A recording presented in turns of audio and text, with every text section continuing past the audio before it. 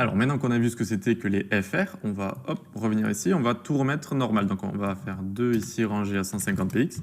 Voilà, on va enlever la hauteur 1000. Super, on refait un peu d'espace, voilà. Et en dessous, on va mettre repeat 3. On va refaire nos colonnes à 150. Hop là, voilà. Donc on a ça. Et alors maintenant, dans cette leçon, on va voir comment on peut bouger les cellules. Comment, par exemple, la cellule 1 ici, je voudrais qu'elle soit en dessous. Et bien pour ça, on va aller, hop là, on va aller dans notre item 1 ici.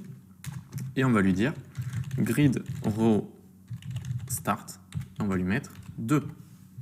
Et là, vous voyez qu'elle s'est déplacée ici. Alors, qu'est-ce qu'on vient de lui dire? Tout simplement, on lui a dit, je veux que tu te déplaces à partir de la deuxième ligne de rangée.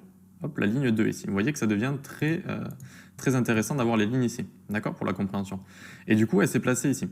Alors, dans les règles de l'art, on devrait mettre grid row hand et 3. Et du coup, elle se place entre la deuxième et la troisième. Vu que là, c'était pas plus grand, ben, il n'y avait pas entre guillemets besoin, mais sinon, c'est comme ça. Voilà, ensuite, comment on pourrait dire maintenant, je veux que tu sois ici. D'accord, à la place de la cellule 5 ici. Eh bien, on va lui dire grid column start. Combien à votre avis? 2. Hop. Et du coup, grid column end 3. Et voilà. Et du coup, maintenant, elle est ici.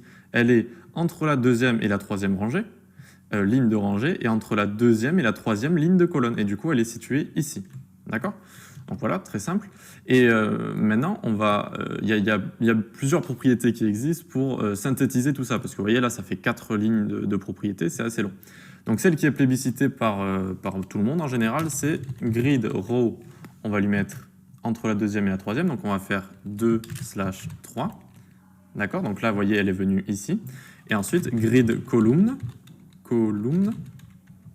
j'ai toujours du mal avec ce... Oui, column, voilà, parce que c'est en anglais. Hop, et du coup, on va lui mettre entre la deuxième et la troisième.